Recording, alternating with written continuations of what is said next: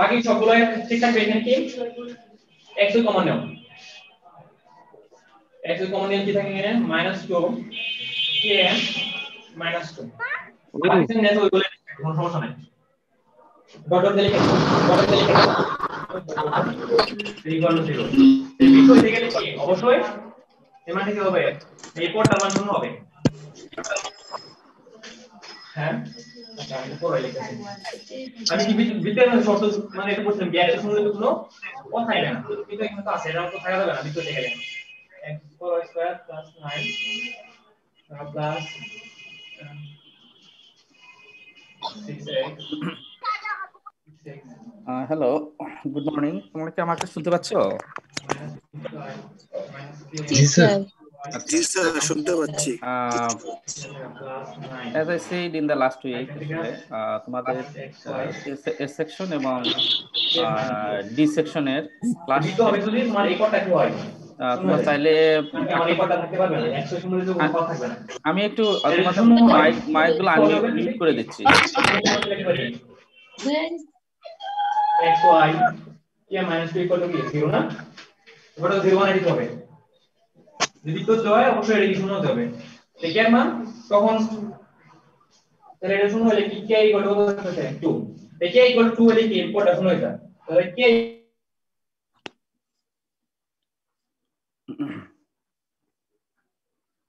Okay as I said in the last week আসলে তোমাদের A section এবং D section এর মোটামুটি আমাদের যে টপিক চারটি ছিল ফার্স্ট টপিক আমরা আলোচনা করেছি আর তোমরা চাইলে অ্যাটেন্ড করতে পারো বাট নট নেসেসারি আজকে আমাদের স্পেশালি বি সেকশন আর কি বি এন্ড সি এখানে আমার অ্যাটেন্ডেন্স খাতা অনুযায়ী বি সেকশনের দুটি টপিক পড়ানো বাকি আছে একটা হচ্ছে অ্যারয়েডস একটা হচ্ছে কোরিয়ান্ডার আর সি সেকশনের অ্যাজ ওয়েল অ্যাজ সি সেকশনের তিনটি টপিক আছে কিউকারবিটস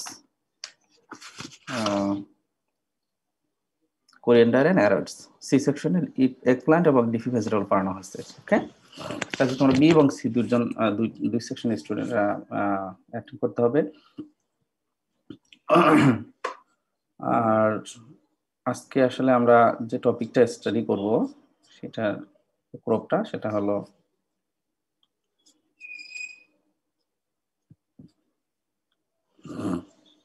যে স্ক্রিন শেয়ারে যাই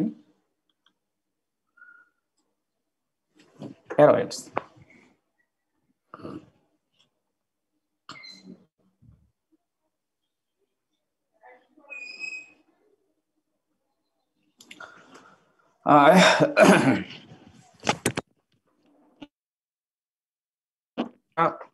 সবাই জানো বা আমরা সবাই চিনি কচু জাতীয় উদ্ভিদ বা কচু অ্যারয়েডসকে কচু বলা হয় অ্যারামস বলা হয় অ্যারয়েডস ফ্যামিলি এটা হচ্ছে অ্যারেসি যেটা ফ্যামিলির নাম আছে অ্যারেসি এখানে অনেকগুলো ছবি আছে স্পেশালি আমাদের দেশে বিভিন্ন জাতের বিভিন্ন ধরনের কচু বা অ্যারয়েডস কাল্টিভেট করা হয় কিছু আছে ওয়াইল্ড টাইপ ম্যাক্সিমাম গুলো ওয়াইল্ড টাইপ আসলে মোস্ট অফ দেম আর ওয়াইল্ড টাইপ ফিউ আর 3 থেকে 3-4-5 অ্যারাউন্ড 5 আর কিছু ভ্যারাইটি আছে যেগুলো হচ্ছে কাল্টিভেট করা হয় কমার্শিয়ালি বাকিগুলো সবগুলোই আসলে ওয়াইল্ড টাইপ রেকর্ড করবেন না স্যার হ্যাঁ ক্লাসটা রেকর্ড করবেন না স্যার ক্লাস রেকর্ড কি দরকার আছে তোমাদের স্যার হলে ভালো হয় পরবর্তীতে স্যার পড়তে একটু সুবিধা হয় আচ্ছা আমি তোমাদের দিব ওই যে স্লাইড গুলো সেন্ড করব ঠিক আছে তোমরা ইচ্ছুক? তারপরেও স্যার কিছু প্রশ্ন থাকে স্যার, ওইগুলো একটু। ও আচ্ছা আচ্ছা, ঠিক আছে। তোমরা তোমরা নিজেরা যে কোনো একজন দায়িত্ব নিয়ে রেকর্ড করতে পারো, ঠিক আছে? মানে তোমরা কি রেকর্ড করতে পারবে না নাকি? জি স্যার, আপনি পারমিশন দিলে পারবো। হ্যাঁ, রেকর্ড করো তাহলে। তোমাদের যে কোনো একজন, তোমার নাম কি? আর আমার নাম বাপ্পি। আচ্ছা, তুমি তাহলে রেকর্ড করো, অসুবিধা নেই। আজকে আমার হচ্ছে কি একটু আমার গলাতে একটু সমস্যা, তো অত বেশি জোরে কথা বলতে পারবো না, but you can do that, no problem. জি স্যার, সমস্যা নেই। ওকে, রেকর্ড করে রাখবা, যদি প্রয়োজন হয় তাহলে তাহলে তুমি সবাইকে দিতে পারবা, এই আর কি। আচ্ছা, এখানে আমাদের দেশে আসলে কচু যে সবজিটা, এটা অত্যন্ত পুষ্টিকর একটা সবজি, এক্সট্রিমলি ইম্পর্টেন্ট একটা ভেজিটেবল, কিন্তু আসলে অধিকাংশ ক্ষেত্রেই দেখা যায় যে আমরা এটাকে নেগলেক্ট করি আর কি, নেগলিজেবল ভেজিটেবল হিসেবে আমাদের দেশে পরিচিত। বাট যদি পুষ্টিগুণের কথা বলি, তাহলে আম, আমাদের যে অন্যান্য টিউবার ক্রপ আছে বা রুট ক্রপ আছে, যেমন তোমার টিউবারের মধ্যে আছে হলো যে পটেটো, ইভেন পটেটোর অনেক ক্ষেত্রে পটেটোর চেয়ে ওইটা কিছু কিছু কচুতে পটেটোর চেয়ে পুষ্টিগুণ অনেক বেশি থাকে। আহ, আর আমরা যদি একটু নেক্সট স্লাইডে যাই, এটা আসলে অ্যারেসি ফ্যামিলি। এখানে হলুদ চিহ্ন দেয়া আছে। মোটামুটি যে হলুদ, যে যে ওয়ার্ল্ড ম্যাপের হলুদ যে জায়গাগুলো আছে, অল আর আন্ডার অ্যারয়েডস, কচু জাতীয় উদ্ভিদ পাওয়া যায় বা জন্মে বা কাল্টিভেট করা হয়, ঠিক আছে? এক্সট্রিমলি কোল্ড রিজিয়ন, যেটা সাইবেরিয়ান রিজিয়ন অথবা কানাডিয়ান যে কান্ট্রি, এই এরিয়াতে কম, মানে কম দেখা যায় বা দেখা যায় না। Sir, otherwise yes. Sir record করতে হলে আমাকে স্যার কো হোস্ট বানাইতে হবে। ও আচ্ছা, তাহলে কি আমি করবো রেকর্ড? জি স্যার, আপনি করলে ভালো হয়। আচ্ছা, ওকে, পরবর্তীতে স্যার একজনকে আপনি ইয়া করে দিয়ে দিলেন স্যার। আচ্ছা। হ্যাঁ, সেটা ঠিক আছে, কিন্তু হচ্ছে কি, ওই যে রেকর্ড তো বোধহয় পরে পরে আবার সেভ করতে হবে, তাই না? স্যার অটোমেটিক সেভ হয়ে যাবে, আপনি যখন ক্লাস ইয়া দিবেন তখন তো সেভ। অটো সেভ হয়ে, আচ্ছা আচ্ছা। আচ্ছা, রেকর্ডের অপশনটা আছে হলো স্যার ওয়াল্টার আর আর একসাথে 7 6। অল্টার এন্ড আর, কিন্তু অটোমেটিক রেকর্ডিং তো গেছে। একটু জাস্ট সেকেন্ড, তাহলে আমি একটু বের হয়ে দেখতেছি।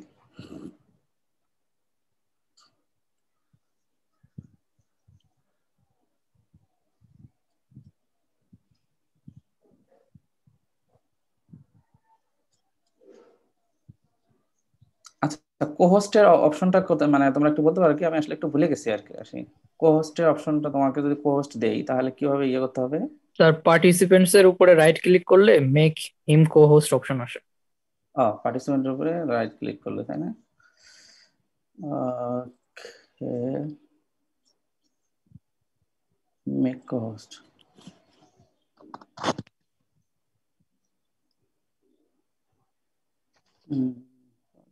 তো আসতেছে না।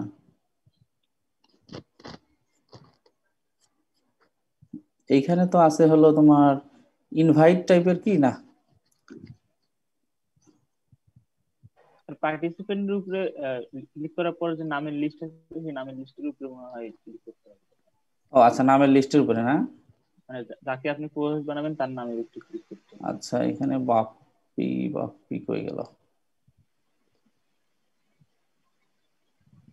আচ্ছা, আমি শুরুতে একজন এখানে দেয়া আছে হলো তোমার আহ তানভীর আছে, তানভীর। জি স্যার, আছে। তানভীর কে তাহলে, আচ্ছা, তানভীরকে মেক কোহোস্ট দিয়ে দিলাম, ঠিক আছে?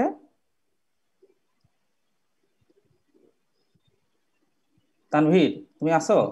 জি স্যার, আছে। আচ্ছা, আমি তোমাকে তাহলে অ্যালাউ টু রেকর্ড, এটাই তো, তাই না? জি তোমাকে স্যার। রেকর্ড করার জন্য অ্যালাউ করলাম। ওকে, ওকে স্যার। ঠিক আছে। Thank you sir. ওকে, আচ্ছা, যেটা বলতেছিলাম আসলে, ওয়ার্ল্ডের মোটামুটি ম্যাক্সিমাম দেশেই কচুর জাতীয় উদ্ভিদ পাওয়া যায় বা কচুর চাষ হয় আর কি।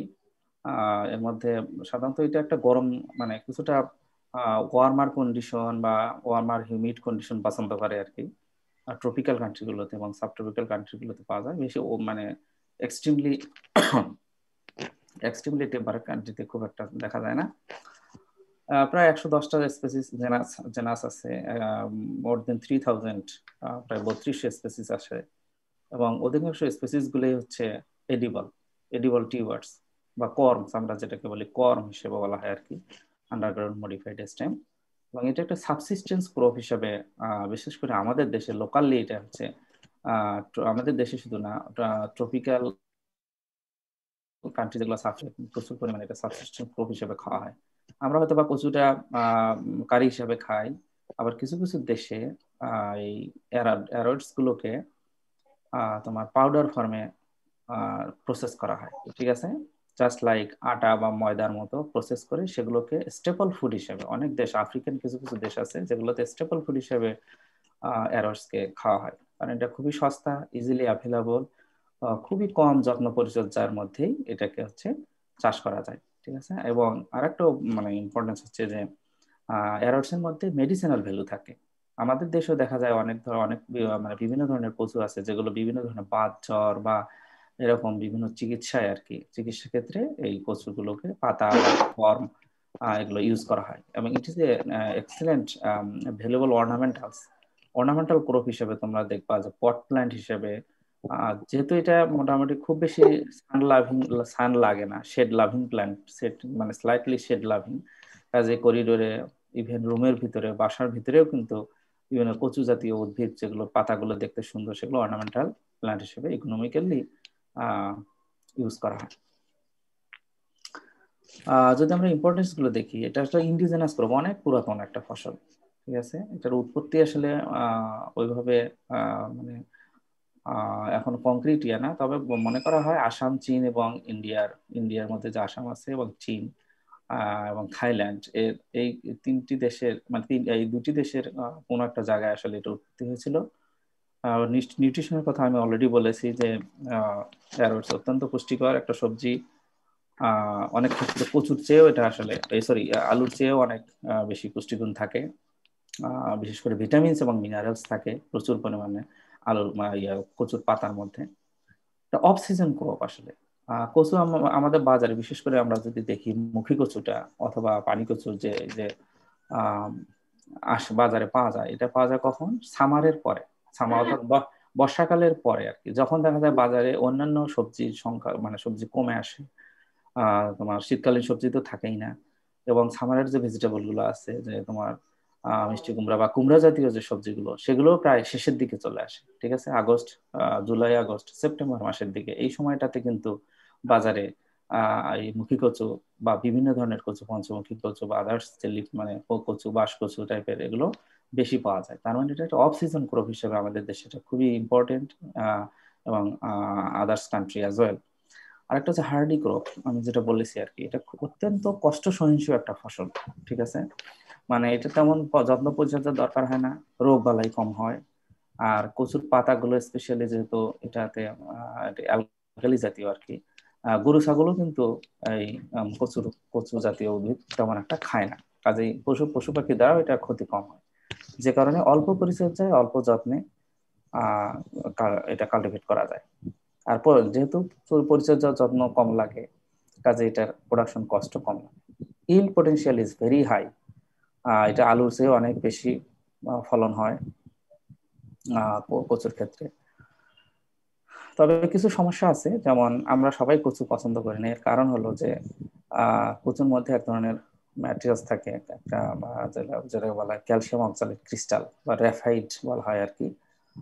এটা থাকার কারণে অনেকের কচু খেলে কচু মুখে ধরে আর কি, ঠিক আছে, বা গলা চুলকায় বা গলায় ধরে, অনেক সময় দেখা যায় যে অ্যালার্জিস বা গা চুলকায়, এটা হতে পারে আর কি। তো এটা আসলে এই ক্যালসিয়াম অক্সালেট ক্রিস্টালের কারণেই যে হয়, নট নেসেসারিলি, কারণ আবার দেখা যায় যে স্পিনাচ যে আছে, আমাদের যে পালং শাক আছে, পালং শাকের মধ্যে কিন্তু প্রচুর পরিমাণে ক্যালসিয়াম অক্সালেট ক্রিস্টাল থাকে, কিন্তু পালং শাক কিন্তু গলা চুলকায় না, ঠিক আছে। কাজে কোনো বইয়ে আবার বলা আছে যে 5-হাইড্রোক্সিমিথাইল ফারফিউরাল নামের একটা কম্পাউন্ড আছে, যেটার কারণে এটা হচ্ছে গলা চুলকায়। বা আবার কোথাও আছে টেরোইন নামক একটা উপাদান। কাজে যাই হোক, এই সবগুলোর সমন্বয়ে তোমার হচ্ছে যে গলা চুলকায় বা গলা মানে মানে ইয়া করে আর কি প্রচুর। তবে সেটারও একটা সমাধান আছে। যদি কচুটাকে বিশেষ করে তোমার কচুর পাতা অথবা কচুর যে স্টেম অথবা মানে ট্রু স্টেম, যেটা ট্রু মানে গরম যেটা, এটাকে যদি আমরা একটু বেশি সিদ্ধ করি এবং সিদ্ধ করা পানিটা যদি ফেলে দিই দিয়া মানে আমরা কচুটাকে রান্না করি, তাহলে এই ক্রিস্টাল ক্যালসিয়াম অক্সালেট ক্রিস্টালটা অনেকাংশে কমে যায়, তখন আর তেমন একটা গলা চুলকায় না। ঠিক আছে। আচ্ছা, এরপর মেডিসিনাল ভ্যালুর কথা বলেছি, যে রিউমেটিজম মানে ইন্ডিকা, এটা আমরা পরে আসতেছি, কচুর টাইপস এর মধ্যে আসবো। রিউমেটিজমের জন্য খুবই উপকারী। আর কচুর পাতার তো গুণের মানে কোনো শেষ নাই। যত ধরনের পাতা আছে, সবজি জাতীয় বা শাক জাতীয় লিফ আছে, তার মধ্যে সবচেয়ে বেশি ভিটামিন এ এবং মিনারেলস থাকে হচ্ছে কচুর পাতাতে। কচুর পাতা যদি আমরা সপ্তাহে 3টে থেকে 4টা পাতা, প্রতিদিন না, 3 থেকে 4টা পাতা যদি একদিন অন্তর অন্তর খাই, তাহলে আমাদের চোখের, বিশেষ করে বাচ্চাদের ক্ষেত্রে আর কি, আমাদের চোখের সমস্যা কখনই হওয়ার কথা না আর কি। ঠিক আছে। কাজেই এটা খুবই ইম্পর্টেন্ট একটা মানে লিফি ভেজিটেবলস হিসেবে আমরা খেয়ে থাকি। যেহেতু এটা অ্যালকালি জাতীয় উদ্ভিদ, এজন্য যার অ্যাসিডিটি আছে, এটা অ্যাসিডকে নিউট্রালাইজ করে। যার অ্যাসিডের সমস্যা আছে, গ্যাসের সমস্যা আছে, সে তার জন্য কচু জাতীয় সবজি খাওয়া খুবই উপকারী। ঠিক আছে। আমাদের দেশে প্রায় 23,668 হেক্টর জমিতে কচুর প্রোডাকশন হয়, চাষ হয়, এরিয়াতে চাষ হয়, এবং প্রায় 2,43,539 টন বিবিএস লাস্ট 2018 এটা উৎপাদন দেখা গেছে। কাজে এটা উৎপাদন অনেক হাই। এখন টাইপস অফ অ্যারটস ইন বাংলাদেশ। আসলে ওয়ার্ল্ডে বিভিন্ন ধরনের কচু, অ্যাজ আই সেড, অসংখ্য জেনাস স্পেসিস আছে, প্রায় 3200 টাইপস অফ স্পেসিস আছে। তবে সব দেশে কচুকে এত কমার্শিয়ালি চাষ করা হয় না। অনেক দেশে, বিশেষ করে ইউরোপিয়ান কান্ট্রিগুলোতে কিন্তু কচুকে তোমার হচ্ছে অর্নামেন্টাল প্ল্যান্ট হিসেবে, অর্নামেন্টাল প্ল্যান্ট হিসেবে অ্যারোয়েটস বা অ্যারাম জাতীয় মানে প্রোপগুলোকে ইউজ করা হয়। আবার আমি জাপানে দেখেছি আর কি, যে জাপানে কিন্তু মুখী কচু, যেটা ভেরি ফেমাস মুখী কচু জাপানে, বিশেষ করে তোমার লাঞ্চ টাইমে আর কি, তারা কচু একটা মুখী কচু জাস্ট একটা মানে কর্ম সিদ্ধ করে এটা পুরোটা ছিলে তারা এটাকে একটা আইটেম হিসাবে আর কি, জাস্ট লাইক আদার্স। জাপানিরা যেহেতু কম খায়, ভাত কম খায়, খুবই কম রাইস খায়, ছোট বাটি দিয়ে অল্প রাইস খায়, এবং আদার নুডলস জাতীয় জিনিস খায়। এর পাশাপাশি কচুটাও একটা হচ্ছে স্টেপল ফুডের মতো বাটিতে একটা করে থাকে আর কি। মানে আমার ধারণা ছিল না, আমি যখন জাপানে গিয়েছি তখন আমি দেখে আশ্চর্য হয়ে গেছি যে তাদের যে মানে হোমস্টিডে দে কাল্টিভেট লট অফ মানে অ্যারোয়েটস, বিশেষলি মুখী কচুটা প্রচুর পরিমাণে চাষ করে। ঠিক আছে। অল্প একটু জায়গা ফাঁকা থাকলেও তারা সেখানে দেখা যায় যে মুখী কচুর গাছ মানে রাস্তার পাশে অথবা বাড়ির আনাচে কানাচে প্রচুর পরিমাণে মুখী কচু দেখেছি আমি। ঠিক আছে। কাজে এটা শুধু আমাদের দেশে না, উন্নত দেশেও মুখী কচুটা ব্যাপকভাবে চাষ করা হয়। আচ্ছা, এখানে আমাদের দেশে আসলে 5 ধরনের 5 টাইপস 5 ধরনের হচ্ছে যে মুখী কচু মানে কচু চাষ হয়, টাইপস অফ। এর মধ্যে বোটানিক্যাল মানে জেনাস আর কি, কোলোকেশিয়া, অ্যালোকেশিয়া আছে, জ্যান্থোসোমা, অ্যামরফোফ্যালাস, এই 4টা বেশি চাষ হয়। আর সিরিটোস্পার্মা আর একটা কচু আছে নিচে দেখো, এখানে সোয়াম টেরো যেটা বলে, এটা আমাদের দেশে খুব একটা দেখা যায় না। এই 4টি জাতেই মানে জাত না, 4টি জেনাস, এই 4টি জেনাসের অন্তর্গত কচুগুলোই হচ্ছে আমাদের দেশে চাষ হয়। অনেক সময় পরীক্ষায় তোমাদের দেওয়া হয় যে টাইপস অফ অ্যারটস ইন বাংলাদেশ, তখন কিন্তু তোমাদের এই জেনাস গুলো লিখতে হবে আর কি। ঠিক আছে। এই জেনাসের অন্তর্গত কি কি কচু আছে, যেমন মুখী কচু আছে, টেরো আমরা বলি আর কি, কোলোকেশিয়া স্কুলেন্টা, ভ্যারাইটি হলো টিপিকা। পানি কচু আছে, একুয়া টিলিস।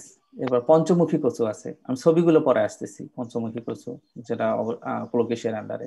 গারো কচু বা থামা কচু বলা হয় আর কি, মানে লোকালি নেম। পৈডনাল কচু বলা হয় সেটাকে অনেক সময়। আর যেটা মানে গারো কচু একটা আছে, আবার পৈডনাল কচু আর একটা জিনিস বেম্বু টেরো, যেটাকে বাঁশের মতো অনেকটা দেখতে, যেটা বাঁশ কচু বলা হয়, এটা হচ্ছে কোলোকেশিয়ার আন্ডারে। এই সবগুলো কোলোকেশিয়ার আন্ডারে। এরপর আছে দুধ কচু, যেটাকে কোকোয়াম আমরা বলি। কাণ্ডটা অনেকটা হচ্ছে মানে ডিপ ভায়োলেট কালার হয়, এবং এটার স্টেমটা খেতে খুবই টেস্টি। বিশেষ করে নর্থ বেঙ্গলের রিজিয়নে এই দুধ কচুটা বেশি পাওয়া যায়, এবং হোমস্টেডে সবারই কম বেশি থাকে। সেগুলো স্টেমটাকে খাওয়া হয়। মৌলভী কচু আছে, এটা সাধারণত মধুপুর ভাওয়ালের গড় ওই এলাকাতে পাওয়া যায়। আবার কোথাও কোথাও মানে পার্বত্য চট্টগ্রামে কোথাও কোথাও দেখা যায় আর কি। জ্যান্তসমা, এটাও জ্যান্তসমা। এরপর আসতেছে হলো মানকচু, জায়ান্টারও, যেটা অনেক বড় বড় বড় আকারে হয় আর কি। মানকচু, যেটাকে অনেক সময় ফ্যান কচু বলা হয় আর কি, অ্যালোকেশিয়া ইন্ডিকা যেটা বলা হয়। আর ওল কচু, তোমরা ওল কচু জানোই, elephant foot taro, elephant foot ইয়ামও বলা হয়। এটা ইভেন ময়মনসিংহ রিজিয়নে দেখা যায়, টাঙ্গাইল বা গারো এলাকায়, বিশেষ করে মধুপুর এলাকায় দেখা যায় আর কি, আমরফোফালাস। আচ্ছা, এখানে কিছু ছবি আছে, আমরা মুখী কচু ছবি। মুখী কচু আমরা সবাই চিনি, কারণ বাজারে গেলে, বিশেষ করে এখন আর কি, কিছুদিন আগেও আর কি বাজারে গেলে এই মুখী কচুটা খুবই অ্যাভেলেবল ছিল। দামও কম, দামও মানে চিপ, সস্তার মধ্যে পাওয়া যায়, পুষ্টিগুণও থাকে ভালো। এবং মুখী কচু খেতেও অনেক টেস্টি, বিভিন্ন মাছ বা অন্য কোনো সবজির সঙ্গে এটাকে ইউজ করা হয়। পানি কচু আমাদের দেশে হয়, পানিতে হয় মেইনলি, দাঁড়ানো পানিতে আর কি। পানি কচুর আমরা এই কর্মটা, অর্থাৎ বড় আকৃতির যে কর্ম, যে এটাও কর্ম, দুটি কর্ম আসলে, কিন্তু এই কর্মটা অনেকটা বাঁশের মতো লম্বা, ঠিক আছে। পানি কচু, এটাও টেরো আর কি, এটা খাওয়া হয়। পঞ্চমুখী কচু ময়মনসিংহে খুবই অ্যাভেলেবল, বাজারে গেলেই তোমরা দেখবা। বা বিশেষ করে তোমার হচ্ছে যেটা মধুপুর এলাকায় এটা খুবই পাওয়া যায়। একটা কচু, জাস্ট একটা পঞ্চমুখী কচু মানে হলেই মোটামুটি একটা পরিবারের 5-7 জন সদস্য খুব ভালো মতো এই সবজিটাকে খেতে পারে আর কি। খেতেও খুবই মানে টেস্টি। এরপর গারো কচু আছে, গারো এলাকায় এটা হয়, মধুপুর এলাকা, ভাওয়াল এলাকায় পাওয়া যায়, থামা কচু বলে এটাকে। এরপর আছে দুধ কচু। দুধ কচু দেখো, যে বলেছি যে অনেকটা ডিপ ভায়োলেট কালার, স্টেমটা আসলে বেশি মেইনলি টেস্টি। পাতাও খাওয়া হয়। মনে রাখতে হবে যে মোস্ট অফ দ্য অ্যাডাল্টস গুলোই কিন্তু পাতাও খাওয়া হয়, আবার হচ্ছে সেটা স্টেম পাতা বা হলো যে স্টেমটা তো ফল সিস্টেম আর কি, স্টেমটা খাওয়া হয়, আর পাশাপাশি এর যে আন্ডারগ্রাউন্ড মডিফাইড স্টেম, সেটাও খাওয়া হয়, দুটি খাওয়া হয়। এরপর আছে মৌলভী কচু। মৌলভী কচু পাওয়া যায়, মৌলভী কচু পাতাটা মেইনলি খাওয়া হয়। আবার পৈডনাল কচু, বাঁশ কচু বলা হয়, এটা দেখতে অনেকটা বাঁশের মোথা যে আছে, বাঁশের নিচের অংশটা, এটার মতো মানে দেখতে আর কি। এটাকে আমরা খেয়ে থাকি, বেম্বু টেরো বলা হয় যেটাকে। মান কচু তোমরা দেখে থাকবে, এখন কমে গেছে মান কচু, আমাদের দেশে অনেকটা কমে গেছে। একটা সময় ছিল যে প্রত্যেকটা হোমস্টেডে একটা দুটো করে মান কচু ছিল, ঠিক আছে। এবং সেটা লম্বা প্রায় 7 মিটার পর্যন্ত লম্বা হতে পারে, ঠিক আছে। এবং এর যে স্টেমটা, এটি খাওয়া হয়। পাতা আসলে মান কচুর পাতা তেমন একটা খাওয়া হয় না, কাণ্ডটা অনেক সময় খাওয়া হয়, বাট পাতাটা আমরা অনেক সময় যে বর্ষাকাল আমাদের দেশে ছাতা হিসেবে ইউজ করতো মানুষ আর কি, মান কচু, ঠিক আছে। মান কচুর পাতাটাকে অনেক লম্বা হয়, এখানে ছবি দেখেই বুঝতে পারতেছো তোমরা, একটা মানুষ ম্যান হাইটের চেয়ে, মানে 3টা ম্যান হাইটের চেয়ে অনেক লম্বা, মানে বড় হয়। এরপর আছে ওল কচু, ইট ইজ অ্যানাদার ইম্পর্টেন্ট মানে ইয়াম আর কি, এলিফ্যান্ট ফুড ট্যারো। এটার ওল কচুর সবজি হিসেবে খাওয়া হয়, বিশেষ করে এর যে স্টেমটা সিদ্ধ করে পানিটা ফেলে দিয়ে বিভিন্ন মাছ তরি তরকারি বা মাছের সঙ্গে খাওয়া হয়। এবং এর যে গরমটা, সেটাও খুবই টেস্টি খাওয়া হয়। আমাদের দেশে কিছু কচু কিছু কয়েকটি জাত আছে যেগুলো মানে কমার্শিয়ালি কাল্টিভেট করা হয়। বিশেষ করে BARI, Bangladesh agriculture research institute, কয়েকটি কচু জাত ডেভেলপ করেছে, যেগুলো আমরা বাজারে সচরাচর পেয়ে থাকি আর কি, ওয়াইল্ড ভ্যারাইটির পাশাপাশি। এর মধ্যে মুখী কচু, যেমন হচ্ছে মুখী কচু 1, যেটা বাড়ি মুখী কচু 1 বিলাসী যেটা বলা, এটা প্রথম আসছে বাজারে। এরপর বাড়ি মুখী কচু 2 ধরনের আছে। আবার লতিরাজ, বাড়ি পানি কচু 1, লতিরাজ লম্বা লম্বা লতি, তোমরা বাজারে গেলে, বিশেষ করে ময়মনসিংহে যেহেতু বেশি পাওয়া যায়, শেষ মোড়ে বা কেয়ার মার্কেটে গেলেও তোমরা দেখবে যে এই কচুর লতি পাবা। 2 ধরনের কচুর লতি থাকে, একটা একটু খাটো জাতীয়, যেটা বাড়ি মুখী পানি কচু 2, আর যেটা একটু লম্বা সেটা হচ্ছে 1, লতিরাজ প্রথম যেটা আসছে, ডেভেলপ হয়েছে। এরপর থেকে বাড়ি পানি কচু 3 আছে, এটা মেইনলি তোমার হলো আন্ডারগ্রাউন্ড মডিফাইড স্টেম, রাইজোম আর কি, রাইজোম বলে আসলে স্টেম, এটাকে কর্মা রাইজোম বলা হয়। রাইজোমটা খাওয়া হয়। পানি কচু 4 আছে, রাইজোম খাওয়া হয় 5 এবং 6টি জাত তারা হচ্ছে পানি কচুর ডেভেলপ করেছে। আমরা যদি প্রোডাকশন টেকনোলজির দিকে তাকাই, আসলে বিশেষ করে যেগুলো কম জাতীয় আর কি, সেগুলোর প্রোডাকশন টেকনোলজি মোরালেস সিমিলার। আবার পানি জাতীয়, যেগুলো পানি পছন্দ করে, পানি কচু জাতীয় যেগুলো, সেগুলো মোটামুটি কাছাকাছি। আমরা যে ট্যারো দেখি মুখী কচু বা কোলোকেশিয়া স্কোলেন্টা, যেটা সেটা লেট ফেব্রুয়ারি বা মার্চের দিক থেকে সেপ্টেম্বর পর্যন্ত, এই সময়টা এর গ্রোয়িং সিজন। সরি, অর্থাৎ আমাদের এই কর্ম লাগাইতে হবে কোন সময়? ফেব্রুয়ারি মাসে, শীত যখন শীতের শেষের দিকে থেকে শুরু করে জাস্ট বসন্ত শুরুতে আর কি। এটা মাটি ভালোভাবে পরিষ্কার, মানে ল্যান্ড প্রিপারেট করে, ওয়েল ড্রেইনড, সানি প্লেসে। মুখী কচুর জন্য আসলে একটু সানি প্লেস, সানি ক্লাইমেট দরকার হয়, ওদের দরকার হয়। Loamy soil, rich in organic matter, এবং সেন্ডিলুম, সেন্ডিলুম হলে সবচেয়ে ভালো। কর্ম বা কর্মেল, কর্মেল হচ্ছে ডটার কর্ম বলা হয়। আর কর্ম তো তোমরা জানোই, আন্ডারগ্রাউন্ড মডিফাইড স্টেম। এটাকে ফেব্রুয়ারি বা মার্চ মাসের দিকে লাগানো হয় এবং 60 থেকে 70 সেন্টিমিটার দূরে দূরে গাছের দূরত্ব রেখে, সরি লাইন টু লাইন দূরত্ব 60 থেকে 70 সেন্টিমিটার রেখে 15 থেকে 20 সেন্টিমিটার দূরে দিলে কর্মগুলোকে লাইন করে লাগাইতে হয়। ঠিক আছে, জমি ভালোভাবে প্রিপারেশনের পরে। কাউডাং দিতে হবে, ইউরিয়া, টিএসপি, এমওপি জাতীয় সার দিতে হবে। ইনিশিয়ালি ল্যান্ড প্রিপারেশন সময় কিছু দিতে হয়, এই টিসিএসপি, এমওপি অর্ধেক দিতে হয়, বাকি অর্ধেক আবার 2 ভাগে ভাগ করে, এবং ইউরিয়াকে 3 স্প্লিটে ভাগ করে কম লাগানোর 21 দিন পর বা 3 সপ্তাহ পর, 1.5 মাস পর এবং 3 মাস পর লাগিয়ে দিতে হয়, সরি মানে অ্যাপ্লিকেশন করতে হয়। কচুতে একটা যত্ন, কচুর ক্ষেত্রে বিশেষ করে মুখী কচুর ক্ষেত্রে একটা বিশেষ যত্ন নিতে হয়, সেটা হলো আর্থিং আপ করতে হয়, রিজিং করা হয় বা আর্থিং আপ করতে হয়। অর্থাৎ কচু লাগানোর পরে মাসখানেক পরেই তোমার হচ্ছে 2 পার্শ্ব থেকে, অর্থাৎ যে ড্রেনেজ চ্যানেল হিসেবে আমরা যেটা ইউজ করব, এই 2 পাশের মাটি গাছের গোড়ায় দিতে হয়। যেহেতু এটা আন্ডারগ্রাউন্ড মডিফাইড স্টেম, অবশ্যই গোড়াটাকে ঢেকে রাখতে হবে, আদারওয়াইজ কিন্তু ফলন কম হবে। কাজেই আলুর মতো, just like potato, earthing up করে দিতে হয়, গোড়াটাকে, মানে কর্মের গোড়াটাকে ঢেকে দিতে হয়। ঠিক আছে, কাজে একবার করা হয়, তারপর আবার মাসখানেক, মাস 2 পরে যদি একটু বৃষ্টি টিষ্টি হয়, বিশেষ করে এপ্রিল মে মাসে যখন আমাদের দেশে যাতে বৃষ্টি হয়, মাটি আবার সরে যায়, তখন আবার 1-2 মাস পরে, 1.5-2 মাস পরে আবার দিতে হবে। ঠিক আছে, ওই দিন করতে মালচিং করতে হবে। 25 টন পর্যন্ত ফলন হতে পারে মুখী কচুর। আর যত্ন পরিচর্যা আসলে কচুর মধ্যে তেমন কোনো রোগ বালাই হয় না। আমরা পরে আসবো আসলে ওভারঅল ডিজিজ টেস্ট গুলো দেখবো। শুধুমাত্র উইডিং, মালচিং এবং আর্থিং আপ, এই 3টা জিনিস কন্টিনিউয়াস রাখতে হবে। সার, ফার্টিলাইজার, ম্যানিউরস এগুলো অ্যাপ্লাই করতে হবে। পানি কচুর ক্ষেত্রে এটা ফেব্রুয়ারি থেকে জুলাই, যেহেতু পানি কচু আসলে মেইনলি তোমার পানি জাতীয়, মানে লো ল্যান্ড বা ওয়েট ল্যান্ড, ফ্লোয়িং ওয়াটারের মধ্যে হয় আর কি। পানি কন্টিনিউয়াস পানি থাকে বা পানি দিয়ে থাকে, প্রবাহ থাকে, এরকম মাটিতে হয়। ফেব্রুয়ারি থেকে জুলাই মাস আমাদের দেশে যখন বর্ষাকাল, তখনই আসলে এটা হয়। তবে পানি কচুর কর্মগুলো লাগাইতে হবে শীতের শেষে, কিন্তু এটা আলটিমেটলি ক্রপটা হারভেস্ট করা হয় ডিউরিং দা সামার বা রেইনি সিজনের মধ্যে। ওকে, এটা কর্মের বা কর্ম দিয়ে লাগানো হয়, পাডলিং করে, কাদা বা এটা জমি তৈরির সময় এটা একটু কাদা করে লাগাইতে হয় আর কি। মুখী কচু যেমন শুকনো মাটিতে লাগাইতে হয়, আর পানি কচু হচ্ছে কাদা করে, আমাদের দেশে যেমন ট্রান্সপ্লান্ট আমন রাইস যেভাবে কাদার মধ্যে সিডলিং করতে হয়, ঠিক এটাও ওইরকম করে। ঠিক আছে, স্পেসিং মোরালেস একটু বেশি দিতে হবে, যেহেতু পানি কচুর ক্ষেত্রে যে রাইজমটা এটা অনেক লম্বা হয়, বড় হয়, কাজে এটা প্ল্যান্ট টু প্ল্যান্ট এবং রো টু রো ডিস্টেন্সটা অনেক বেশি হবে সেই অনুযায়ী। কাউডাং, টিএসপি, ইউরিয়া, এমওপি দিতে হবে, এখানে লেখা আছে, তোমরা দেখো যে জাস্ট একইভাবে কাদা করার আগে জমি প্রিপারেশনের সময় দিতে হবে। বা ইউরিয়া, টিএসপি, ইউরিয়াটাকে 3 স্প্লিটে ভাগ করে 21 দিন পর, 1.5 মাস পর এবং 2.5 মাস পর বা 3 মাস পর দিতে হয়। ঠিক আছে, উইডিং করতে হবে।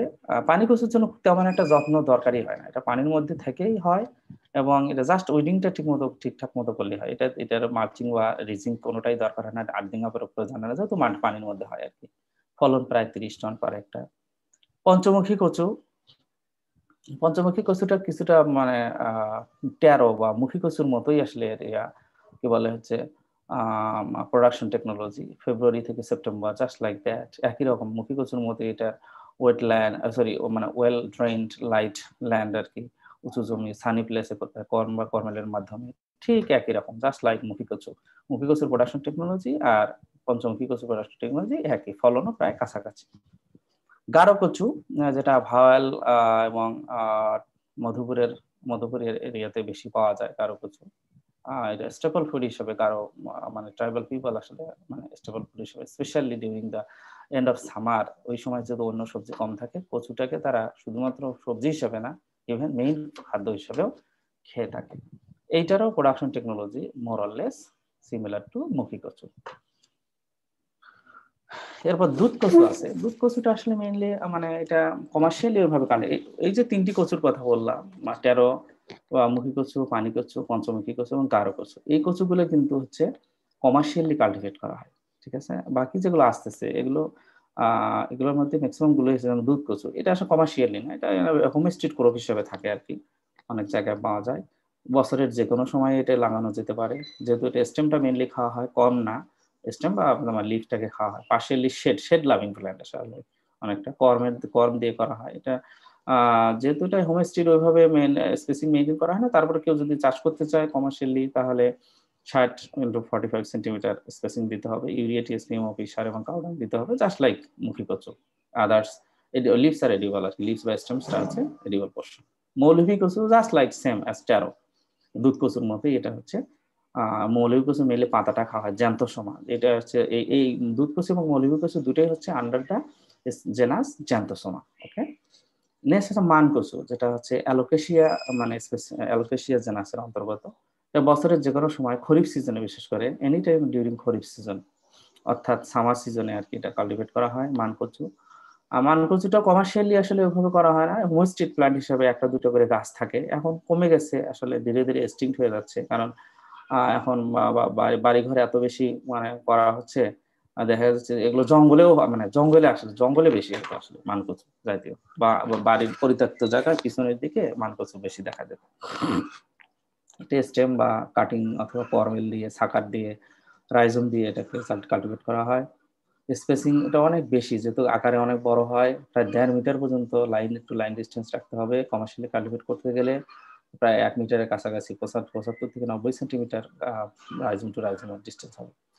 কাউডাং, ইউরিয়া, টিএসপি মোরালে সিমিলার টু আসলে টেরো এর মতোই।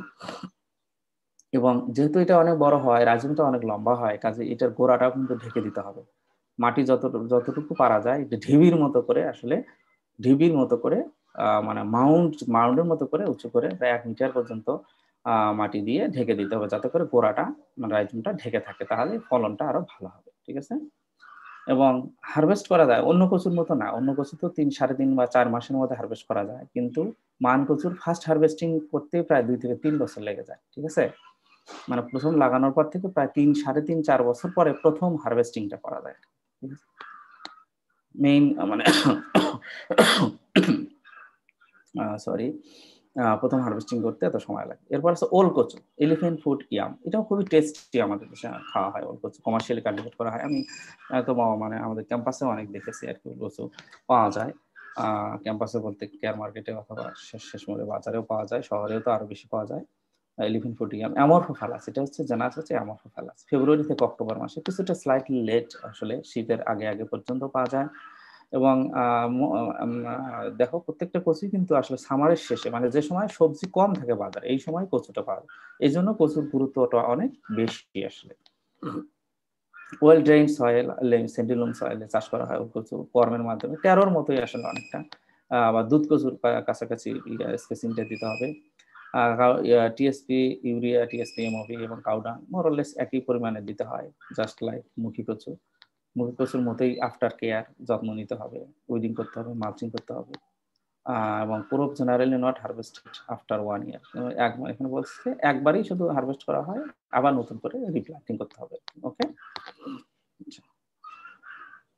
এখানে দেখো এই যে একটু কথা লেখা আছে, কাউডাং এবং কি বলা আছে, TSP should be applied during land preparation, urea, MOP 2 থেকে 3 ইনস্টলমেন্টে 2 থেকে 3 মাস, একটা ইন্টারভ্যাল অফ 2 to 3 মান্থস বলছে, আসলে এতদিন না, 1.5 থেকে 2 মাস অন্তর দিলেই ভালো। না হচ্ছে ইনসেক্ট পেস্ট অফ অ্যারোয়েডস। আসলে অ্যাজ আই সেড, কচুতে তেমন কোনো পোকামাকড় দেখা যায় না, 2-1টা পোকামাকড় দেখা যায়, যে ক্যাটারপিলার জাতীয় আর কি। ঠিক আছে, যেটা আমরা অ্যাডমায়ার স্প্রে করে কন্ট্রোল করতে পারি। রেড মাইট অনেক সময় দেখা যায়, ওমিট স্প্রে করতে হবে। অ্যাফিড দেখা যেতে পারে, যেটা আমরা অ্যাডমায়ার স্প্রে করে আমরা করতে পারি। ডিজিজের মধ্যে লিফ ব্লাইট, যেহেতু কচুর পাতাটা হচ্ছে একটা ইম্পর্টেন্ট, মানে আমরা খেয়ে থাকি আর কি, কাছে পাতাটাকে রক্ষা করতে হবে। অনেক সময় লিফ ব্লাইট, পাতা পোড়া রোগ দেখা যায়, যেটা রিডোমিল অথবা ডাইথেনিয়াম 45 জাতীয় ব্রড স্পেকট্রাম ফাঞ্জিসাইড অ্যাপ্লাই করে এটা কন্ট্রোল করা যেতে পারে। ফুট রট অনেক সময় দেখা যায় বা কলার রট, বিশেষ করে তোমার হচ্ছে গাছের গোড়ায় এই রোগটা পছন্দ হয় আর কি, সেটাকে রক্ষা করার জন্য আমরা বেভিস্টিন স্প্রে করতে পারি, অর্থাৎ সিডটাকে, অর্থাৎ যে কর্মটা আমরা ইউজ করব, কর্মটাকে ট্রিট করে নিতে হবে ইউজিং বেভিস্টিন। তাহলে ফুড রট বা কলার রট জাতীয় seed, use of seeds from good sources, একটা হলো ভালো সোর্স থেকে কর্ম ইউজ করতে হবে, আর হচ্ছে কর্মটাকে বেভিস্টিন দিয়ে লাগানোর আগেই তোমার হচ্ছে এটাকে মানে ট্রিট করে নিতে হবে, তাহলে এই ফুড রট বা কলার রট তেমন দেখা যাবে না। আর লিভ লাইট হলে সেখানে যদি 7 দিন অন্তর 3 বার করে দেওয়া হয় তাহলে এই রোগটা কন্ট্রোল করা সম্ভব। ওকে, আচ্ছা, আসলে ওয়ার্ল্ডে প্রচুর একটি সোসাইটি আছে, ইন্টারন্যাশনাল অ্যারয়েড সোসাইটি, এটা মিয়ামি আর কি, মিয়ামি ফ্লোরিডাতে আছে। বিকজ ইন ইউএসএ আসলে দে ইউজড অ্যারয়েডস এ লট, তাদের অনেক প্রজাতির আছে, তারা হচ্ছে এটাকে অর্নামেন্টাল হিসাবে, ফুড ক্রপ হিসাবে, সাবসিস্টেন্স ক্রপ হিসাবে মানে ইউজ করে আর কি। ওকে, এখানে একটা বিষয় আমি একটু তোমাদের বলতে হবে, কচু যদি আমরা জাস্ট এখানে ফ্লাওয়ার বা বায়োলজিটা দেখি আর কি, প্রথম ছবিটাতে দেখো কচু আসলে একটা মনোসিয়াস ক্রপ। ওকে, এর যে মেল এবং ফিমেল ফ্লাওয়ার, তোমরা আমাকে শুনতে পাচ্ছ তো না?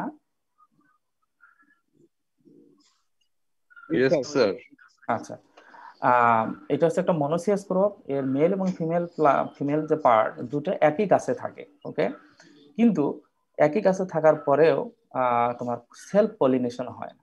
এই ছবিটা, ডান দিকের একদম নিচের ছবিটা এখানে দেখো, এইটা হচ্ছে মেল পার্ট, সাদা অনেকটা মানে ব্রাউন কালার, এই অংশটা মেল পার্ট, আর নিচের অংশটা হচ্ছে ফিমেল পার্ট এখানে আছে দেখো। আর এই মেল পার্টটা বা পুরো ফুলটা কি দিয়ে ঢাকা থাকে, এরকম একটা ব্র্যাক্ট বা এটাকে স্প্যাথ বলে, যেহেতু এটা স্পেডিক্স টাইপ অফ ইনফ্লোরেসেন্স, প্রচুর ইনফ্লোরেন্স স্পেডিক্স বলে, স্প্যাথ দিয়ে বা ব্র্যাক্ট দিয়ে এটা ঢাকা থাকে পুরো ইনফ্লোরেসেন্সটা। আর এটা হচ্ছে মেল পার্ট, আর নিচে থাকে হচ্ছে, নিচে দেখো নিচে থাকে হচ্ছে ফিমেল পার্ট, ফিমেল অংশ। কিন্তু মেল ফিমেল একই গাছে থাকা সত্ত্বেও সেলফ পলিনেশন হয় না, কারণ হলো ফিমেলটা আগে মেচিউর হয়ে যায়। ওকে, ফিমেলটা হচ্ছে আগে মেচিউর হয়ে যায়, আর মেলটা মেচিউর হয়ে হচ্ছে পরে, যে কারণে যখন মেলটা মেচিউর হয়ে যায়, এর যে পোলেন গ্রেইন মেচিউর হওয়ার পরে যখন পোলেন গ্রেইনটা এখান থেকে নিচে চলে আসে, বাই দিস টাইম ওই গাছের ওই ফুলের ফিমেল পার্ট বা স্টিগমাটা আর রিসেপটিভ থাকে না, যেহেতু আগে মেচিউর হয়ে যায়, আগে শুকিয়ে যায়। দ্যাট ইজ হোয়াই মানে কচু হচ্ছে মোস্টলি ক্রস ফার্টিলাইজেশন হয় বা ক্রস পলিনেশন হয়। ঠিক আছে, এখন বলো তোমাদের যদি কোনো কোশ্চেন থাকে ফ্রম অ্যারয়েডস, তোমরা যদি আরো ডিটেল জানতে চাও অ্যারয়েড সম্পর্কে, একটা হচ্ছে সবজি বিজ্ঞান নামে একটি মামুনুর রশিদ স্যারের বই লাইব্রেরিতে পাবা তোমরা, যখন অ্যাভেলেবল হবে আর কি, তোমরা ক্যাম্পাসে সবজি বাংলা বই, খুবই উপকারী, মানে বইটার মধ্যে ডিটেইল দেওয়া আছে। এরপর আমাদের প্রফেসর রহিম স্যারের under utilised vegetable plants in Bangladesh, এই বইটা তোমরা দেখতে পারো।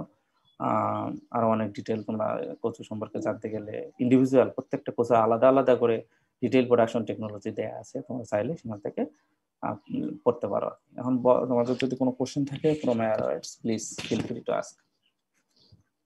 স্যার, সেলফ পলিনেশন কেন হয় না এটা যদি আরেকবার একটু বলতেন। আচ্ছা, আমি তাহলে প্রথম ছবিতে দেখাই। কচুর যে ফুলটা মেল এবং ফিমেল পার্ট একই গাছে থাকে, ঠিক আছে, এবং এটা স্প্যাথ দিয়ে অথবা স্পেডিক্স, যেহেতু এটা spadix type inflorescence, just like তোমার হচ্ছে কি বলবো, নারকেলের যেমন স্প্যাথ দিয়ে ঢাকা থাকে না ফুলটা, ঠিক একই রকম এই ফুলটা একটা ব্র্যাক্ট জাতীয় উপাদান, এটাকে বলে ব্র্যাক্ট, এর ভিতরে থাকে। এখন যেহেতু ভিতরে থাকে, নর্মালি তো সেলফ পলিনেশন হওয়ার কথা, তাই না? কিন্তু সমস্যা হলো যে এর যে ফিমেল পার্টটা থাকে, স্টিগমা থাকে, সেটা আগে মেচিউর হয়ে যায়, আর মেল পার্টটা বা মানে অ্যান্থারটা হচ্ছে মেচিউর হয় পরে। সেজন্য অ্যান্থার যখন মেচিউর হয়, তখন পোলেন গ্রেইন যখন নিচে আসে বা নিচে চলে আসে, ওই সময় আর স্টিগমাটা হচ্ছে রিসেপটিভ থাকে না, পোলেন গ্রেইনকে রিসেপশনের ক্ষমতা থাকে না, কারণ ওটা মেচিউর হয়ে অলরেডি ওটা মানে শুকিয়ে যায়। সেই জন্যই এর মধ্যে সেলফ পলিনেশন হয়, ক্রস পলিনেশন হয়। বুঝতে পারছো? জি স্যার, থ্যাংক ইউ স্যার। ওকে,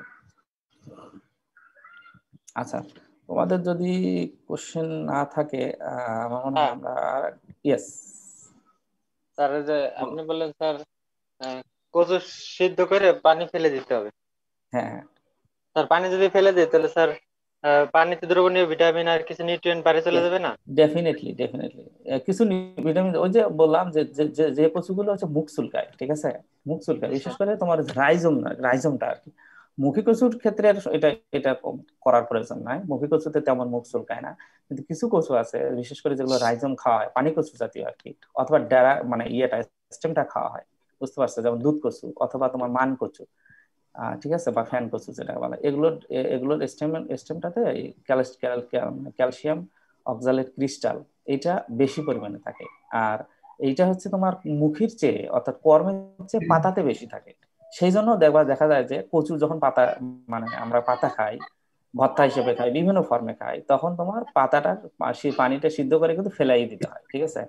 কিছু নিউট্রিয়েন্ট চলে যায় স্বাভাবিকভাবে, কিন্তু না হলে তো আবার তোমার ওই যে মুখ চুলকাবে বেশি, তুমি তো খেতে পারবে না, রান্না করলা কিন্তু খেতে পারলা না, আদতে তো তোমার লাভ হলো না, তাই না?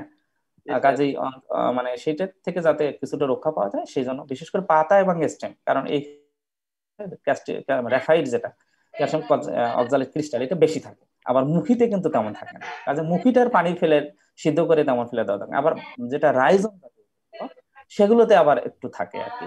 কাজেই তোমার যদি মুখ চুলকানোর সমস্যা থাকে তখন তুমি সেটা করবে, আদারওয়াইজ তুমি যদি খেতে পারো তাহলে তো স্বাভাবিকভাবে পুষ্টিগুণ নষ্ট করার কোনো দরকারই নেই। কারণ ভিটামিন এ এবং ভিটামিন মানে মিনারেলসটা বিশেষ করে কচুর পাতাতে প্রচুর পরিমাণে থাকে। ওকে, আর এগুলো তো হিটে নষ্ট হয়ে যায়। Thank you sir. কর্মেলটা কি স্যার?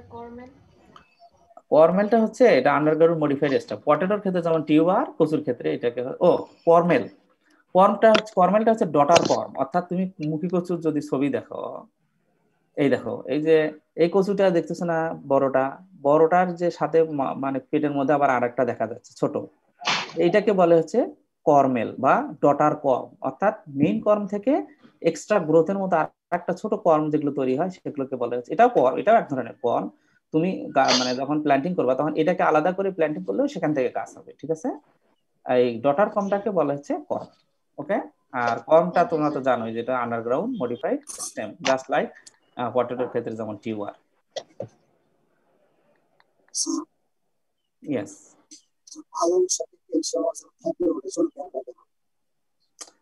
তোমাকে আমি একটু শুনতে পাচ্ছি না, তুমি একটু ক্লিয়ার করে বলতে হবে। স্যার আপনি বলছেন পালং শাকে ক্যালসিয়াম অক্সালেট ক্রিস্টাল থাকে, ইয়েস। তারপরে চুলকায় না, কারণ কি? ও আচ্ছা, না এটা হলো কি যে মানে যে বলা হয় যে কচুর মধ্যে ক্যালসিয়াম অক্সালেট ক্রিস্টাল থাকার কারণে তোমার মুখটা চুলকায়, কিন্তু সেটাও আসলে অথেন্টিক মানে 100% অথেন্টিক বিষয় না যে ক্যালসিয়াম অক্সালেট ক্রিস্টালের কারণেই হচ্ছে চুলকায়, কারণ পালং শাকে থাকে কিন্তু পালং শাক তো মুখ চুলকায় না। আবার এই জন্য বলেছে কিছু সায়েন্টিস্ট আবার ওই যে বলেছে যে মানে শুধু ক্যালসিয়াম অক্সালেট ক্রিস্টালই না, 5-হাইড্রোক্সিমিথাইল ফারফিউরাল নামক যে কম্পাউন্ড এইটা থাকার কারণে তোমার মানে কচুর মধ্যে মুখ চুলকায় আর কি, ঠিক আছে, বা টেরোইন জাতীয় আর কি, ঠিক আছে। কাজেই শুরুতে এটা বলা হলেও কিছু বইয়ে আবার এটা দেয়া আছে, সেটা আসলে বলা হয়েছে, আসলে এটা এক্সাক্ট কারণ তো এটা আসলে মানে এটা হচ্ছে যে তোমার কেমিক্যাল অ্যানালাইসিস বা করেই পাওয়া গেছে আর কি। আচ্ছা, শুধুমাত্র ক্যালসিয়াম অক্সালেট ক্রিস্টাল বা গ্রাফাইট এককভাবে দায়ী না, এটার সঙ্গে আরো এই যে বাকি যে দুটো কম্পাউন্ড আছে সেটাও দায়ী আর কি মুখ চুলকানোর ক্ষেত্রে। ওকে, জি স্যার। আচ্ছা, এখন তোমাদের যদি কোনো কোশ্চেন না থাকে, আমাদের হাতে 15 মিনিট সময় আছে, তোমরা চাইলে আমরা কি আর একটা একটু ফার্দার আগাবো, কোরিয়ানটার স্টার্ট করবো আমরা নাকি কি বলো তোমরা? না স্যার। আচ্ছা ঠিক আছে, তাহলে আমরা থাকি। হ্যাঁ বলো। আমার একটা প্রশ্ন ছিল। স্যার আমার প্রশ্নটা হচ্ছে আপনার মানে অফ টপিক একটা আলু চাষ নিয়ে আর কি। আলু চাষ, হ্যাঁ বলো। আচ্ছা, আমি এটা স্লাইডটা আমি তাহলে বন্ধ করলাম। স্যার আমাদের মানে এলাকায় এদিকে দেখি। বলো স্যার প্রশ্নটা হচ্ছে মানে আমাদের এদিকে আলু লাগানোর আগে মানে বীজ বপনের আগে দেখা যায় যে ওই যে সি ট্রিটমেন্টের বিষয়টা ওইটা করা হয় না বেশিরভাগ ক্ষেত্রেই। তো সি ট্রিটমেন্ট সম্পর্কে মানে আমিও সঠিক জানি না এই বিষয়টা, তো সি ট্রিটমেন্ট সম্পর্কে একটু জানতে চাচ্ছি। আর একটা প্রশ্ন হচ্ছে আপনার এই যে মানে ফার্টিলাইজার যে ডোজটা আছে ওই ডোজটা দেখা যাচ্ছে যে ইউরিয়াটা যখন জমি চাষ করি তখন দেওয়া হয় না, পরবর্তীতে দেওয়া হয়, এখন দুইটা ভাগে দেওয়া হয়, এটা সম্পর্কে একটু জানতে চাচ্ছি। আচ্ছা, তোমার প্রথম কোশ্চেনটা হচ্ছে সিড ট্রিটমেন্ট রিমুভাল। আসলে আলু বলো বা যে কোনো সবজি, ঠিক আছে, যেটা তোমার প্ল্যান্টিং ম্যাটেরিয়াল বা যে কোনো সবজিটা, আমাদের তো একটা কোনো না কোনো প্ল্যান্টিং ম্যাটেরিয়াল আছে। মানে ধরো ফুলকপি বাঁধাকপির ক্ষেত্রে আমরা সিড ইউজ করি, আবার ধরো আলুর ক্ষেত্রে তোমার টিউবারটা ইউজ করা হয়, তাই না? কেটে অনেক সময় ইউজ করা হয়, অথবা সরাসরি মানে পুরো ছোট আকৃতির যে আলুগুলো আছে সেটা পুরো ছোট আলুটাই প্ল্যান্টিং করা হয়। এখন কিছু ডিজিজ আছে, যেমন ফুট রট টাইপের যে ডিজিজ গুলো, ঠিক আছে, যে ফাঙ্গাল ডিজিজ আছে, এগুলো আসলে হয় হচ্ছে তোমার সিড বর্ন, মানে ওই প্যাথোজেনটা সিডের মধ্যেই থাকে আর কি, আলুর মধ্যেই থাকে। এখন তুমি যদি ওইটাকে সরাসরি প্ল্যান্টিং করো, মোস্ট অফ দ্য টাইম আমরা যেটা করি আসলে, ফার্মার্সরা যেটা করে, কারণ ফার্মার্সরা হয়তো বা একটা হলো অজ্ঞতার কারণে হতে পারে, আর একটা হচ্ছে যে মানে ধরো সেটাকে ট্রিটমেন্ট করতে গেলে তার পেপার যে খরচ আছে বা এই জিনিসটা অনেক সময় অ্যাভয়েড করতে চায়, ঠিক আছে। তো ওই ওই ওই ওই আলুটাকে যদি আমরা প্ল্যান্টিং করি, স্বাভাবিকভাবে যেহেতু সিড বর্ন ডিজিজ, ওটা তো মানে তোমার একটু চারা হওয়ার পরেই ওই ডিজিজটা প্রকাশ পাবে, ঠিক আছে। কাজে সেইটা যাতে না হয়, এই জন্য আমরা, যেমন তোমরা ধানের ক্ষেত্রে তোমরা অনেক সময় দেখেছো যে প্র্যাকটিক্যালে তোমাদের পড়িয়েছে থার্ড ইয়ারে বা সেকেন্ড ইয়ারে, যে টিল্ট দিয়ে তোমার সিডটাকে কি করতে হয়, মিশাই নিতে হয়, তাই না? করলে ওই তোমার ফাঙ্গাসটা মরে যায়, বুঝতে পারছো? ঠিক এটার ক্ষেত্রেও তোমার এক ধরনের বেভিস্টিন বা জাতীয় যে তোমার সিড ট্রিনিং কেমিক্যাল আছে, সেটা ড্রাই ফর্মে অথবা লিকুইড ফর্মে, এটাকে ওই জাস্ট মানে আলুটাকে ওখানে মানে ওই বেভিস্টিনের মধ্যে চুবিয়ে, কিছুক্ষণ চুবিয়ে জাস্ট যদি আমরা এটাকে প্ল্যান্টিং করি, তাহলে ওই সিড বর্ন ডিজিজ যেটা, সেটা আর হতে পারবে না আর কি, ঠিক আছে। এটা করলে ক্রপের যে প্রোডাকশন বা ডিজিজ তোমার মানে ডিজিজটা বিশেষ করে ইনিশিয়ালি আর কি, সিড বর্ন প্যাথোজেন যেগুলো আর কি, সেগুলো হবে না, তাহলে ফলনটা বেড়ে যাবে। এক তোমার প্রথম কোশ্চেনের আনসার, ঠিক আছে তো নাকি? জি স্যার, ঠিক আছে। আচ্ছা, এখন দ্বিতীয় কোশ্চেনের যেটা আনসার তুমি বলে, সিডেই কি মানে সিড ট্রিটমেন্ট করা ভালো স্যার? বুঝি নাই। মানে সব সিড শো করার পূর্বে বা ইয়েস, আসলে কি, এখন তোমার সিডটা যদি হলো তুমি ভালো সোর্স থেকে নাও, তোমার যদি অথেন্টিক সোর্স থাকে যে না এই সিডের মধ্যে কোনো ডিজিজ নাই, তাহলে সেটা ট্রিটমেন্ট করার কোনো প্রয়োজন নেই। কিন্তু আমরা ফার্মার্স লেভেলে যে সিডগুলো ইউজ করি, আমাদের নিজস্ব সিডে তো ইউজ করি, তাই না?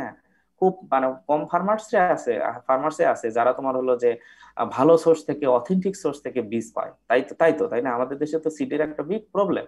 তুমি সবাইকে বিএডিসি সিড পাইতে পারে? সবাইকে ভালো সোর্সের সিড পেতে পারে? পায় না। আমাদের সিডের সোর্সটাই হলো সমস্যা। কাজে তুমি যদি স্যার এগুলা ভালো সোর্স থেকে কালেক্ট করলে তো প্রাইসও তো একটু বেশি লাগে। হ্যাঁ, প্রাইসও বেশি লাগবে। কাজে তুমি অথেন্টিক সোর্স যেটা বললাম, authentic means disease free healthy seeds or seedlings from the good source, এইটা যদি হয় তাহলে তোমার ট্রিটমেন্ট করার দরকার নাই। আর তুমি যদি সন্দেহ থাকে যে, অথবা মানে তুমি ধরো তুমি আলু চাষ করতেছো, ওর মধ্যে থেকে কিছু আলু তুমি প্রিজার্ভ করতেছো ফর নেক্সট ইয়ার কাল্টিভেশনের জন্য, কাজেই তখন তো স্বাভাবিকভাবে ডিজিজ, সিডবর্ন ডিজিজ থাকতেই পারে, তখন তুমি সেটাকে ট্রিটমেন্ট করবা। আর তুমি যদি সরাসরি সেটাকে তোমার কোনো অথেন্টিক সোর্স থেকে ক্রয় করো, তাহলে তোমার ট্রিটমেন্ট করার দরকার নাই, ঠিক আছে। তারপরে যে হয় না তা না, কারণ অনেক অথেন্টিক সোর্সের মধ্যেও দেখা যায় যে মানে ইয়ে থাকতে পারে তোমার, মানে মিসলিডিং থাকতে পারে, সেটা ভিন্ন বিষয়। তবে অথেন্টিক সোর্স থেকে নিলে সেখানে ট্রিটমেন্ট করার দরকার নেই সচরাচর। কমন কোন ফাঞ্জিসাইড কি আছে যেটা সব বেবিস্টিন আছে, বেবিস্টিনটাই বেশি ইউজ করা হয়, অথবা হট ওয়াটার ট্রিটমেন্ট করা যেতে পারে 45 থেকে 50 ডিগ্রি সেন্টিগ্রেড টেম্পারেচারে 5 মিনিট বা 3 থেকে 5 মিনিট ইউজ করে বীজটাকে চুবিয়ে জাস্ট নিলে, তাতেও অনেক সিডবর্ন ডিজিজ নষ্ট হয়ে যায়। যেটা আমাদের যেমন যে প্রফেসর বাহাদুর স্যার হট ওয়াটার মানে সিড ট্রিটমেন্ট প্ল্যান্ট একটা আছে, সেটা ইউজ করে। আর সচরাচর হট ওয়াটার ট্রিটমেন্ট জাস্ট গরম পানি করে মোটামুটি 40 থেকে 50 ডিগ্রি সেলসিয়াস টেম্পারেচারে সিডটাকে যদি 5 মিনিট ডুবানো হয়, ডুবিয়ে যদি সেটাকে প্ল্যান্টিং করা হয়, তাহলে অনেক সিডবর্ন ডিজিজ আপনি মরে যায়, ঠিক আছে। এটা হলো সহজ পন্থা আর কি। এছাড়া বেবিস্টিন আছে, টিল্ট আছে, এই জাতীয় মানে সিড ট্রিনিং কেমিক্যালস তোমরা ইউজ করতে পারো আর কি, ফার্মার্সদেরকে সাজেস্ট করতে পারো। আর আরেকটা কোশ্চেন ছিল তোমার, যে সেকেন্ড কোশ্চেনটা কি ছিল তোমার জানো?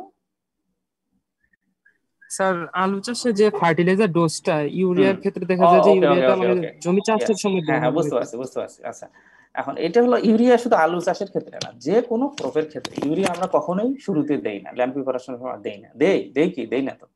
এর কারণ হলো ইউরিয়ার তোমার হলো যে লস হয়, 2-3 ভাবে লস হয় ইউরিয়া, ঠিক আছে। একটা হচ্ছে তোমার রান অফ হয়ে যেতে পারে, আর একটা হচ্ছে যে ভোলাটাইলাইজেশন হয়, মানে উড়ে যায়, আর একটা হচ্ছে লিচিং হতে পারে, ঠিক আছে। আর ইউরিয়া অ্যাপ্লাই করার পর সর্বোচ্চ তুমি ধরো একটা গাছের গোড়ায় যদি তুমি ইউরিয়া এক মুঠো ইউরিয়া রেখে দাও, ঠিক আছে, তাহলে সেই ইউরিয়াটা সম্পূর্ণরূপে বাষ্প হয়ে উড়ে যেতে 27 দিন সময় লাগে। বুঝতে পারছো? 27 দিন। আচ্ছা, এখন যেহেতু এটা লস হয়ে যায়, বাষ্প হয়ে উড়ে যায়, অথবা তোমার হলো যে লিচিং হয়ে অথবা রান অফ হয়, পানির মাধ্যমে চলে যায়, তাহলে তুমি ল্যান্ড প্রিপারেশনের সময়, আমরা তো ল্যান্ড প্রিপারেশন যে কোনো ক্রপের ক্ষেত্রে কখন করি? কমপক্ষে 1 মাস আগে বা 15 দিন থেকে 3 সপ্তাহ আগে ল্যান্ড প্রিপারেশন করতে হয়, তাই না? এখন যদি এটা মানে তুমি 3 সপ্তাহ আগে ইউরিয়া দিয়ে তুমি সেটা ল্যান্ড প্রিপারেশন করলা, 3 সপ্তাহ পর কি ওই ইউরিয়াটা মাটিতে থাকবে? না। এই জন্যই হচ্ছে আমরা ইউরিয়া হচ্ছে তোমার ইনিশিয়ালি মাটির সঙ্গে মিশিয়ে দেই না, ঠিক আছে, কারণ এটা লস হয়ে যাবে। তুমি যদি বেশি করেও দাও তাতে কোনো লাভ নাই, আলটিমেটলি 21 দিন থেকে 25 দিনের মধ্যে এটা আর মাটিতে থাকবে না। সে কারণে আমরা গাছ লাগানোর পরে, আর ইউরিয়া লাগাই হচ্ছে মেইনলি চারা গ্রোথ স্টেজে, মানে সিডলিং স্টেজে, যখন গাছ সবুজ হয় মানে ইয়ে হয় আর কি, তখন লাগে। চারা বীজ বপনের 2 সপ্তাহ বা 3 সপ্তাহ পরে। এই কারণে আমরা ওইটাকে হচ্ছে তখন থেকে অ্যাপ্লাই করা শুরু করি, যাতে করে গাছের সরাসরি কাজে লাগে। আগে করলে লাভ নাই। কিন্তু টিএসপি এমওপির ক্ষেত্রে অন্য সারের ক্ষেত্রে সমস্যাটা হয় না। না, অন্য সারের ক্ষেত্রে এই লিচিং বা রান অফটা হয় না আর কি, হলেও খুবই সামান্য পরিমাণে হয়, যেটা নেগলিজিবল আর কি। এই কারণে আমরা টিএসপি এবং এমওপি সারটা ইনিশিয়ালি তোমার হচ্ছে মাটির সঙ্গে মিশিয়ে দিতে পারি। এটা এত তাড়াতাড়ি সহজে মানে তোমার হচ্ছে ইয়ে হয় না, লস হয় না, ঠিক আছে। আর অর্গানিক ম্যানিউরস তো তোমার হচ্ছে যে তোমার এটা তো দীর্ঘদিন থাকে আর কি, 6 মাস 1 বছর পর্যন্ত এটার ইফেক্ট থাকে। কাজেই তুমি এটা 2 সপ্তাহ 1 মাস আগে দিলেও কোনো সমস্যা নেই। ইভেন 2 মাস আগে জমি লাগানোর, গাছ লাগানোর 2 মাস আগেও যদি দাও তবুও এটা কোনো অসুবিধা নেই, কারণ এটা খুব স্লো রিলিজ এবং কয়েক মাস পর্যন্ত এটার ইফেক্ট থাকে। I hope you got it answer. Any more questions?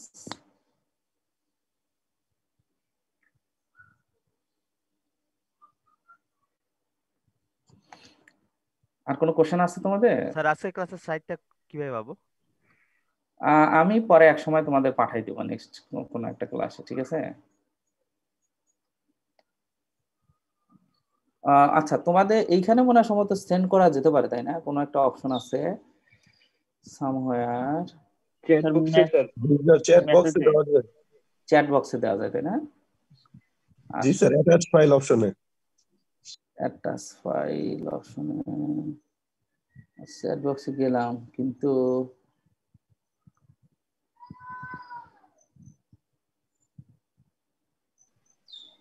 File নামে যে অপশনটা আছে সেখান থেকে স্যার ইউর কম্পিউটার অপশন ব্যবহার করে স্যার দিতে পারবেন। আচ্ছা, আমি ধরো তোমাদের চ্যাট বক্সে গেলাম, ঠিক আছে, ওখানে স্যার ফাইল নামে একটা অপশন আছে স্যার। ফাইল নামে অপশন আছে না? আমি তো ওইটাই খুঁজে পাচ্ছি না স্যার। স্যার আপনার কাছে মেইল করব স্যার আমি, তাহলে ইয়েস, তোমাদের যে কোনো একজন আমাকে একটা মেল দিও, ঠিক আছে, দিয়ে জাস্ট বলো যে এরকম স্যার স্লাইড গুলো, তাহলে তাকে আমি পাঠিয়ে দেবো, বাকি তোমরা নিজেরা ইয়ে করে নেবা, ঠিক আছে। অলরাইট, তাহলে thank you very much for today's class, and will আমাদের পরবর্তী ক্লাসটা আবার একই সময় আমরা নেক্সট উইকে করব। থ্যাঙ্কস।